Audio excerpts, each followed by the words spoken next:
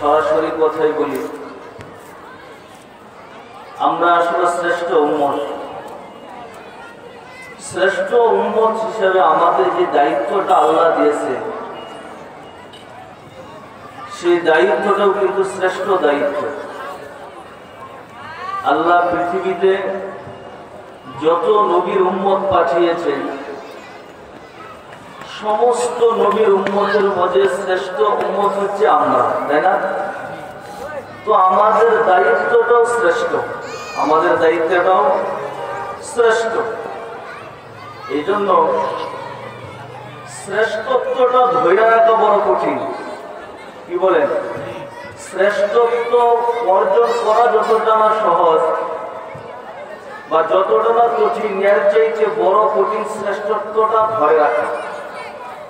আমরা যারা এখানে আসছি শেষ নবী উম্মত হিসাবে, আমাদের মর্যাদা বোঝানোর জন্য শুধু নবী মুহাম্মদুর রাসূলুল্লাহর একটা হাদিসে যথেষ্ট। কয়টা হাদিস? একটা হাদিস। আল্লাহ রাসূল বলছেন যে আমি যতক্ষণ পর্যন্ত জান্নাতে প্রবেশ না করব, ততক্ষণ পর্যন্ত কোনো নবী জান্নাতে প্রবেশ করতে পারবে না। আর আমার উম্মত যতক্ষণ পর্যন্ত জান্নাতে প্রবেশ না করবে, ততক্ষণ পর্যন্ত কোনো নবীর উম্মত জান্নাতে যাইতে পারবে না। এই একটা হাদিসেই চলে, না লাগে?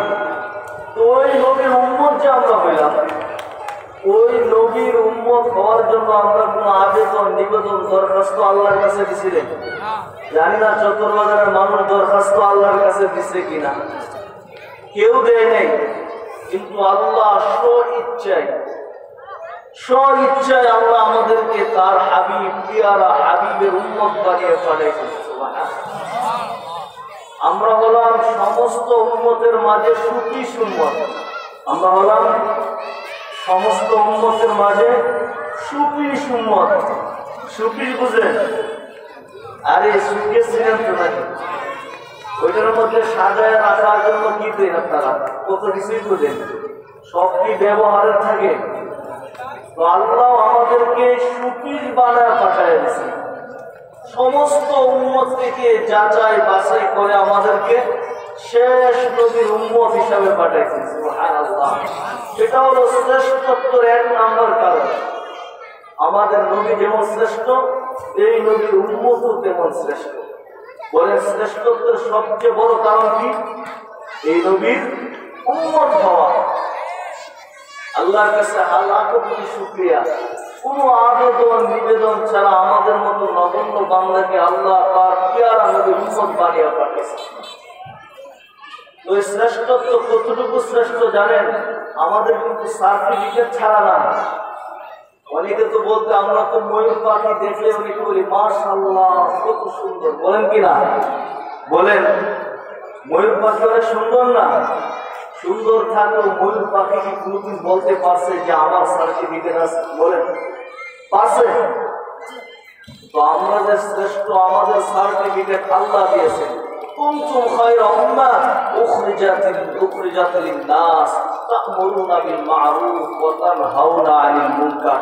তোমরা শ্রেষ্ঠ উম্মত। আল্লাহ কি বলেন? তোমরা শ্রেষ্ঠ উম্মত। কেমন শ্রেষ্ঠ জানেন? আমরা তো মুসা আলাইহিস সালামের নাম শুনছি, শুনেন নাই? তো মুসা আলাইহিস সালাম তো আল্লাহর একজন পিয়ারা নবী। মুসা কালিমুল্লাহ, সব সময় আল্লাহর সাথে কথা বলতে চাইতেন। এজন্য তার উপাধি হয়ে গেছে মুসা কালিমুল্লাহ। তো মুসা আলাইহিস সালাম এক পর্বে জিজ্ঞেস করছিলেন, আয় আল্লাহ, তুকাল্লিমু মা'i হাল তুকাল্লিমু আহাদান গায়রি? আয় আল্লাহ, আপনি আমার সাথে কথা বলেন, আরো কারোর সাথে কি কথা বলবেন? তো আল্লাহ বললেন, মুসা তুমি কোথায়, আমি কোথায়? তো মুসা আলাইহিস সালাম সোজা সাপটা একটা জবাব দিয়েছেন, আয় আল্লাহ, আপনি চোরাই হবেন, আমি গোড়াই? আপনি চোরাই হবেন, আমি গোড়াই, আর কোথায়? তো আল্লাহ বলছেন, না না না মুসা, আমি উপরে, তুমি নিচে, এমনটা না। তোমার মাঝে আমার মাঝে সাবঈনি ওয়া বাইনাকা সাবঈনা আলফা হিজাব। তোমার মাঝে আমার মাঝে ৭০,০০০ পর্দা। মুসা তুমি পর্দার এপারে আমি ওই পারে, এরপরে তোমার সাথে কথা। এমন এক উম্মত আসতেছে, ওরা আমার সাথে কথা বলবে, আমি তাদের সাথে কথা বলবো। ওদের মাঝে আমার মাঝে কোনো পর্দা থাকবে না। যখন মুসা আলাইহিস সালামের কথা শুনছেন তো জিজ্ঞেস করছেন, আয় আল্লাহ, এটা কোন উম্মত যে আপনার সাথে কথা বলবে, ওর মাঝে আর আমাদের মাঝে আপনার মাঝে কোনো পর্দা থাকবে না? তো আল্লাহ বলছেন, এটা আমার বন্ধুর উম্মত, এটা আমার বন্ধুর উম্মত। তো বলছে, আয় আল্লাহ, কখন কথা বলবেন?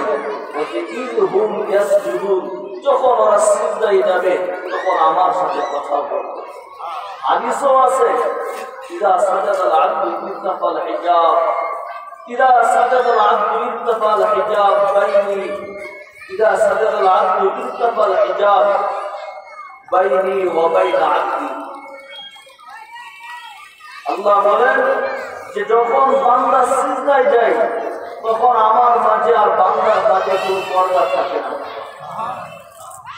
শুধু তাই না, বরং আল্লাহ ফেরেশতাদেরকে ডাক দিয়ে বলেন, মালাইকাতি ইরফাইল হিজাব বাইনি ওয়া বাইনা আবদি, ও ফেরেশতা, আমার মাঝে আমার বান্দার মাঝে যত পর্দা আছে সমস্ত পর্দা সরাও। তো ফেরেশতা জিজ্ঞেস করে, আয় আল্লাহ, কেন? তো বলে, আমার বান্দা আমার সাথে কথা বলবে, আমার বান্দা আমার সাথে কথা বলবে, সকল পর্দা সরাও। বান্দা যখন সিজদায় যায় স্বয়ং আল্লাহর সাথে কথা বলে। কোথায় যান? বলেন, কার সাথে কথা বলে? ওই মুসা আলাইহিস সালাম দিনে একবার কথা বলতেন, কতবার? তাওয়াই তুর পাহাড়ে যায়। আর আল্লাহ আপনাকে আমাকে এমন করে উম্মত বানিয়ে দিয়েছেন যে যখন বান্দা নামাজে দাঁড়াইয়া যায় তখনই বান্দা আল্লাহর সাথে সরাসরি কথা বলতে থাকে। সুবহানাল্লাহ। ওই মর্যাদা ধরে রাখা বড় কঠিন, ওই মর্যাদা ধরে রাখা বড় কঠিন। অথচ যখন এই উম্মতকে আল্লাহ ভালোবাসা নামাজ দিয়েছেন, বলেন এই উম্মতকে কি করছেন?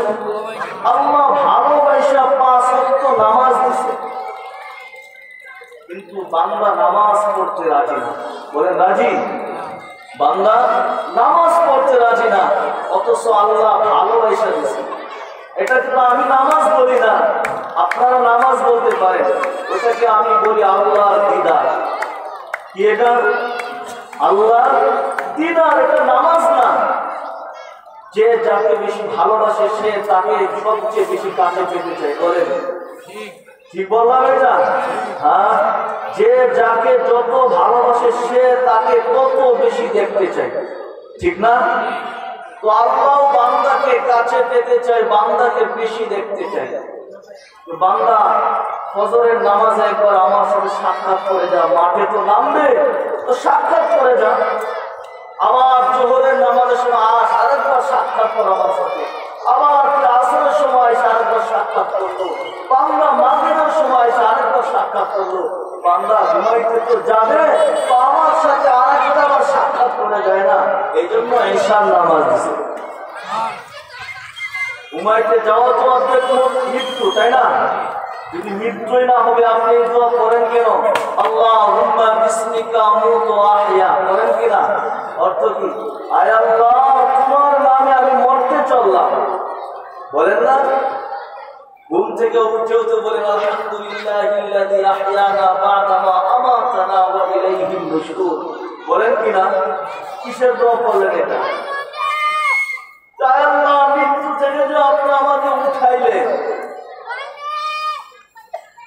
তো আল্লাহ এই উম্মতকে ভালোবাসা, এই নবীর উম্মতকে ভালোবাসা 5 ওয়াক্ত নামাজ দিয়েছে, হায়াত কম দিয়েছে।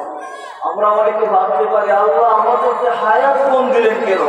আরে অন্য নবীর উম্মতকে আল্লাহ 1000 বছর হায়াত দিয়েছেন, আমাদেরকে 60 বছর হায়াত দিয়েছেন। আর কি হায়াত দিলেন? ঘুমের মধ্যেই তো অর্ধেক শেষ। কি বলেন? ঘুমাইতে খাইতে তো সময় শেষ, ইবাদত আপনি কয়দিন করবেন? তো আল্লাহ যাকে ভালোবাসে সে তাকে বেশি কাটাইতে চায় না। বলেন কাটাইতে চায়? আরে যাকে আপনার মহব্বতের মানুষ তাকে আপনি কষ্ট দিতে চান, তো আল্লাহ ওই উম্মতকে তো ভালোবাসে, এই জন্য আল্লাহ এই উম্মতকে খাটাইতে চায় না। আল্লাহ চায় বান্দা তুই যাবে, আর আশা দরকার ছিল, এরপরে যে 60-70 বছর ধরে দিচ্ছে, এটাই তো বেশি, এটাই তো বেশি। বোনাস দিচ্ছেন বেশি, আয়াত দিচ্ছেন কম, কিন্তু বোনাস দিচ্ছেন বেশি। এই উম্মতকে যদি আল্লাহ হাসরের মাঠে দাঁড় করায় বলে, বল উম্মত কি নিয়ে আসছিস, তোর 60-70 বছর জিন্দেগি দিলাম, ওই জিন্দেগি তুই আমাকে একটু হিসাব দে। আর উম্মত যদি বলে, আয় আল্লাহ আপনি তো সবে কদর কয়টা দিয়েছেন, 70 বছর বাঁচলে 70টা, কয়টা 70 বছর বাঁচলে 70টা। আয় আল্লাহ আপনি তো বলছেন লাইলাতুল কদরি খায়রুম মিন আলফি শাহর, 1000 বছর থেকে শ্রেষ্ঠ। 1000 বছরে হয় 83 বছর 4 মাস। আগে হিসাব এক রাতের নেন, বাকিটা পরে বুঝবো। বলেন এই উম্মতকে আল্লাহ বড় ভালোবাসে, সুফিস বানায় এগুলো উম্মত হিসেবে পাঠাইছে। তো এই শ্রেষ্ঠত্ব ধরে রাখা বড় কঠিন, শ্রেষ্ঠত্ব ধরে রাখা বড় কঠিন। হায় হায়, এই নবীর উম্মত যারা, যুবকরা যারা আছে, ওরা তো বুঝে না যে আল্লাহ ওকে কি দিতে চান, আল্লাহ ওর জন্য কি রাখছে। ও দুনিয়ার পিছিয়ে দৌড়ায়, ও জানে না, ও শুধু এতটুকুই জানে যে আমার চলায় জমিন কাঁপে, আমার চলায় এলাকা কাঁপে। যুবক জানে না যে ওর সিজদায় আল্লাহর আরশ কাঁপে। যুবক জানে না যে ওর সিজদায় আল্লাহর আরশ কাঁপে। হায় যুবক যদি জানতো তাহলে এলাকা কাঁপাইতো না, জমিন কাঁপাইতো না, ও সিজদা দিকে তারপর আল্লাহর আরশ কাঁপাইতো না, এই হাদিস কোনদিন আসতো না। যুবক যখন সিজদায় যায়, তো আল্লাহ জানা সত্য ফেরেশতাদেরকে লক্ষ্য করে বলেন, উনজুর ইলা শাহ মাযা ইয়াফআল, ওই যুবকের দিকে তাকাতে ও কি করে। তো ফেরেশতা বলে জালা জালাহু ওয়া মাজালাহু লিআজলি, আয় আল্লাহ সব কিছু বিসর্জন দিয়ে তোমার কুদরতি পায়ে লুটায়া দিয়েছে, তোমার কুদরতি পায়ে মাথা ঠেকায়া দিয়েছে। আল্লাহ বলেন হাদা আব্দি হাক্কা, এ আমার পারফেক্ট বান্দা, ইন্নী উবাহি বিহিল মালাইকা, আরে আমি ওকে নিয়ে তো তোমাদের উপর গর্ব করে থাকি।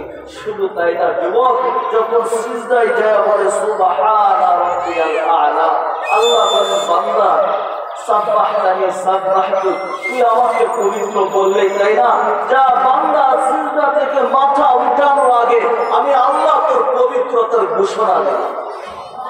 শুধু তাই না, আল্লাহ বলেন আলাইতানি ফালাইতু, বান্দা তুই আমাকে পবিত্র বললে, আমি, তুই আমাকে মহান বললে, যাও আমি তোকে সৃষ্টি জগতের মধ্যে শ্রেষ্ঠত্ব দান করলাম।